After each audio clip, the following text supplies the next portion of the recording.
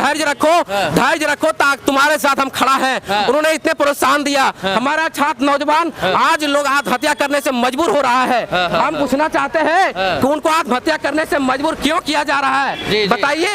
एक छात्र को रगड़ने के लिए पुलिस किस तरीके से चल रही है, पुलिस किस तरीके से तो चारों साइड पूरा एकदम अपने पुलिस के लगा हुआ है। देख लीजिए जिस तरीके से ये सरकार काम कर रही है। ऐसा लग रहा है जैसे हम इंडिया में नहीं, इस वक्त पाकिस्तान में है, और यही कारण है कि हम LAC और LOC पर चल रहे हैं और ये गश्त पुलिस का ऐसे ही चल रहा है। ऐसा लग रहा है कि हम पटना में बिल्कुल है ही नहीं। पटना में एक मोबाइल स्नैचिंग हो जाता है, पुलिस वाले पकड़ नहीं पाते हैं।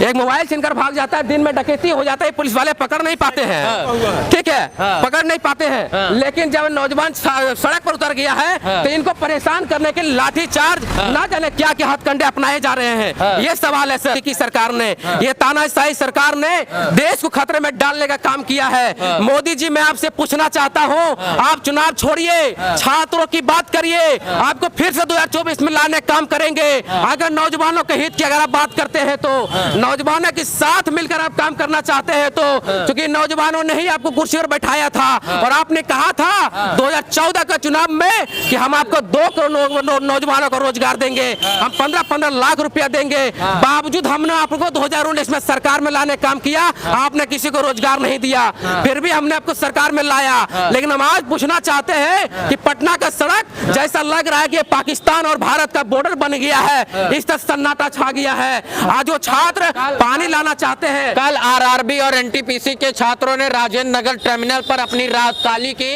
अपना भविष्य उज्जवल बनाने के लिए, और कहीं न कहीं आज भी अपना भविष्य उज्जवल बनाने के लिए रात आज पटना के इस सड़क पर काली कर रहे हैं। और देश का दुर्भाग्य है कि हम जैसे नौजवान आज सरकार से, सिस्टम से और कहीं न कहीं सरकार की ध्रमकारी नीतियों से हम लड़ रहे हैं। सर हम नीतीश कुमार से कहना चाहते हैं कि नीतीश जी, कल आपकी पुलिस ने, आप गृह मंत्री है, आपके इशारे पे ही सारा चीज हुआ होगा। आप गृह मंत्री हैं तो आप हमको बताइए कि जो नौजवानों के ऊपर लाठीचार्ज, पानी चलाया गया है, वाटर कैनन जो चलाया गया है, आंसू गैस छोड़े गए, या क्या बात जम्मू कश्मीर है या भारत पाकिस्तान के बॉर्डर है जो आप यह काम कर रहे हैं, या तानाशाही सरकार है? आप लीजिए अपने बच्चों की भविष्य के निर्माण के लिए आप अपने फैसला लीजिए। अगर आपके अंदर थोड़ी सी नैतिक जिम्मेवारी है तो अगर आप आपकी बात मोदी की सरकार नहीं मानती है तो आप गठबंधन की सरकार को तोड़िए, एक नई सरकार बनाइए। कहा जाता है कि इस देश में डबल इंजन की सरकार है, डबल इंजन की सरकार बेड़ा पार लगा पाएगी?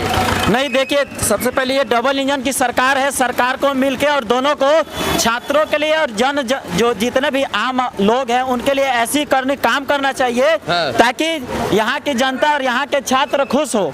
लेकिन डबल इंजन की सरकार हमें डुबाने की कोशिश कर रही है। डबल इंजन और डुबाना, पूरी तरह से डुबा रहा है। तो विपक्ष जो, जैसे अगर बीजेपी और कांग्रेस, हम लोग को कुछ नहीं चाहिए।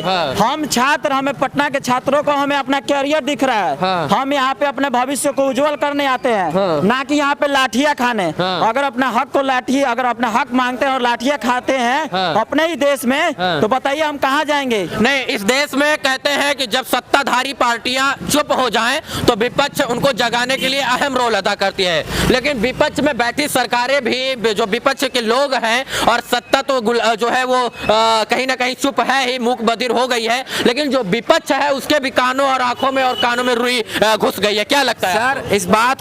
इस बात में कोई शक नहीं है कि हमारा विपक्ष कमजोर है, लेकिन यह भी बात सच है कि जिस तरीके से इनको दे दो, बोलते रहे जी, बोलिए। जिस तरीके से नौजवानों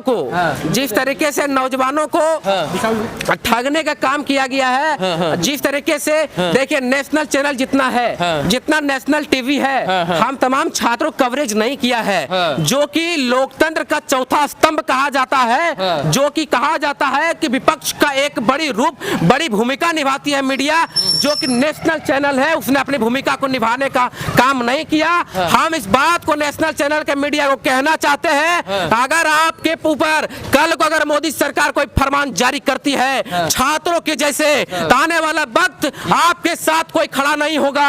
ये बात आपको बताना चाहते हैं। हम आपको कहना चाहते हैं, एक छोटे से चैनल, जो चैनल हमारी आवाज को बुलंद करता है, मैं उस चैनल के माध्यम से बताना चाहते हैं, जो तमाम न्यूज पोर्टल के लोग हैं, मैं उनको धन्यवाद करते चाहते हैं कि आने वाला कल हो सकता है, चाहे वो आज तक हो, चाहे वो न्यूज 18 हो, चाहे वो जी न्यूज हो, तमाम पत्रकार जो है वो लोग हमारे आवाज को हमें कवरेज नहीं किया है। हम कड़े शब्दों में इसका निंदा करते हैं। हम कहना चाहते हैं जिस तरीके से आज हमारे ऊपर हमला हुआ, कल पत्रकार पे होगा, कल शिक्षक पे होगा, कल को जाकर किसी और सेक्टर के लोगों के ऊपर हमला होगा, बैंक पे हुआ हमला, किसान के ऊपर हमला हुआ। अगर अपनी बात को अगर आप लोगों के बीच में नहीं रखते हैं, अगर आज अपनी बात को छात्रों के साथ खड़ा नहीं होते हैं, तो कल आपकी बारी है, आप इंतजार कर लीजिए। इस देश में जो कहते हैं कि अगर सरकार की कोई गलत नीतियां हैं तो आप उसका विरोध करके, आप प्रदर्शन करके उस नीतियों को सरकार से मनवाने का प्रयास करते हैं, लेकिन कहीं ना कहीं आप जो है प्रदर्शन करेंगे तो आपके ऊपर लाठीचार्ज होगा, माँ बहन की आपकी गाली दी जाएगी। ये कितना सत्य है? सर यही तो हम कह रहे हैं कि जो कहा जाता है कि one of the largest democracy in India, दुनिया का सबसे लार्जेस्ट कंट्री बोला जाता है भारत को। बताइए इस भारत के अंदर आज हम अपनी बात को नहीं रख पा रहे हैं, हमें इस बात का डर लगता है। बताइए कि पुलिस आ जाएगा, मार देगा। पुलिस आज पत्थर चला रहा था, पुलिस पहले शुरुआत किया था पत्थर चलाने का छात्रों के ऊपर, छात्रों को भड़काने का काम किया था। कल भी राजेंद्र नगर टर्मिनल पे छात्रों को भड़काने का काम किया था पुलिस ने सबसे पहले। उसके बाद हमारे छात्रों ने, तब हमारे छात्र जब भड़क गए, जब इनको उग्र होना पड़ा, उग्रवाद इनके ऊपर लाठी और वाटर कैनन चलाने का काम किया गया है। हम कहते हैं कि अरे मोदी जी आप तो प्रधानमंत्री हैं, हमारे देश पर आए दिन आतंकी हमला होते रहता है, आप उनके ऊपर वाटर कैनन चलाइए ना, उनके ऊपर बम चलाइए ना, क्यों छात्रों को परेशान करते हैं? अब मोदी जी एक बात और आपको बताना चाहते हैं, हमारा व्यक्तिगत रूप से आपसे कोई दुश्मनी नहीं है। नहीं, आप मुझे ये लगता है कि अब देश की जो सत्ताधारी पार्टियां हैं कहीं ना कहीं अब जो है सोचती हैं कि देश में बच्चों के भविष्य के साथ खिलवाड़ किया जाए और अपने स्तर तक उनको न पहुंचा जाए, नहीं तो आम आदमी सोता हुआ शेर है और उठेगा तो अपना हक जरूर मांगेगा। सर ये जो है ना, ये इसकी पूरी मंशा है मोदी की सरकार को इन छात्रों को परेशान करना। क्योंकि बाबा साहब डॉक्टर अंबेडकर ने कहा था कि शिक्षा ऐसी शेरनी का दूध है जो पिएगा वो दहाड़ेगा। इसलिए छात्रों ने आप शिक्षित हो चुका है, उन्होंने कहा था कि पहले शिक्षित बनो, फिर संगठित हो, फिर संघर्ष करो। हम लोग शिक्षित हो चुके हैं और अब संगठित भी हो गए हैं, अब हमें संघर्ष करने की बारी आ गया है, इसलिए अब संघर्ष करना पड़ रहा है। इसलिए बाबा साहब डॉक्टर अंबेडकर ने जिस बात को कहा था उन तमाम बातों को लेकर आज हम आपके बीच उपलब्ध है। दोस्तों आपको कहना चाहते हैं, मोदी सरकार ने ऐसे कई फरमान लगातार जारी की है, जिस तरह से किसानों से इन्होंने माफी मांगी, फिर हम इनको माफी मंगाने का काम करेंगे। लगता है कि सरकारें सोई हैं, वो जाग जाएंगी आपकी आवाज सुन के। सर हमने अंग्रेजों को जगाया है, ये तो उनके चेले चपाटे हैं, हम इनको भी जगाएंगे। हम बम नहीं फेंकेंगे, लेकिन अपनी आवाज इसको जगाने का काम करेंगे, क्योंकि हमारा देश आजाद हो चुका है, हमने आजादी पाली है। भगत सिंह ने बम फेंककर अंग्रेजों के कानों में आवाज दी थी, लेकिन हम बम फेंकर कानों में आवाज नहीं देंगे। हम अपनी आवाज को सड़कों पर उतर कर अपनी आवाज को बुलंद करने का काम करेंगे, और तब जाकर सरकार की काने आवाज गूंजेगी और वो हमारी बातों को सुनेंगी। क्योंकि ये सरकार ऐसे नहीं सुनती है सर, इन्हें सत्ता का डर जब लगता है ना, जब लगता है कि सत्ता हमारा गिर जाएगी, तब जाकर ये फैसला लेते हैं।